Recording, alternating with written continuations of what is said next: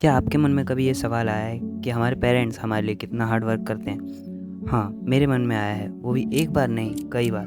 Because my parents works in textile companies and since many times I just want to know that how much harder they work for us and what they sacrifice for us. So yes, I'm going to join this workers rat race in my summer vacations. So hi hello, my name is Sumit और आप लोग जानते हैं I am a 12th grade student. तो पढ़ाई करना ही मेरा main काम है। तो मैं ये पढ़ाई के अलावा ये क्या करने जा रहा हूँ? मैं जा रहा हूँ उस सेक्रीफाइस और हार्ड वर्क को एक्सपीरियंस करने जो कि majority of middle class family के पेरेंट्स करते हैं। अब बिना ज़्यादा सोचे समझे मैं निकल पड़ता हूँ कंपनीज़ की ओर। अब भाई फर्स्ट दिन मुझे पकड़ा दिया जाता है प्लास, और उस प्लास से मुझे तोड़ने थे एलईडी टीवी के कुछ अनयूजुअल पार्ट्स। अब भाई पहली बार इतने देर तक प्लास चलाते चलाते तकरीबन 2 से 3 घंटे में मेरे हाथ में पड़ जाते हैं छाले। अब छाले तो पड़ गए, लेकिन मुझे होने लगी चुल कि ये उखड़े क्यों नहीं। तो इस वजह से हमने उसे उखाड़ दिया। अब उसके बाद उसे मैं तुरंत चलाना बंद कर देता हूँ और कलेक्ट करने लगता हूँ कुछ कार्टून्स। अब 12:30 बजे हो जाता है लंच, और लंच के 2 से 3 घंटे बाद मैं अपने घर को बहुत ही ज़्यादा मिस करता हूँ, बहुत ही ज़्यादा, क्योंकि इससे पहले मैं कभी भी चार दीवारी में इतने देर तक बंद नहीं रहा। मुझे कैदियों जैसा महसूस हो रहा था। अब जैसे तैसे करके मैं रह लेता हूँ और 8:30 बज जाते हैं, फिर हो जाती है छुट्टी।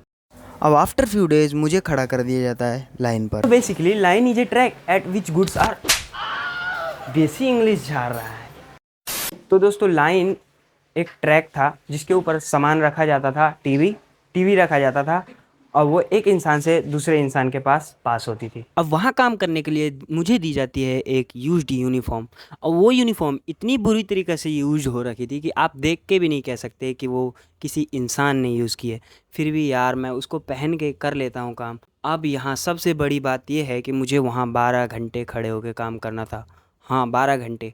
जहाँ स्कूल में मुझे आधे घंटे भी खड़ा किया जाता है तो उतने में ही परेशान हो जाता हूँ। अब यहाँ मुझे 12 घंटे खड़े होकर काम करना था। अब जैसे तैसे मैं कर लेता हूँ 12 घंटे काम, और जब मैं घर जाता हूँ तो मेरे पैरों की हालत कुछ ऐसी हो रखी थी कि अमिताभ बच्चन भी देख के कह देते, देखा आपने लापरवाही का नतीजा।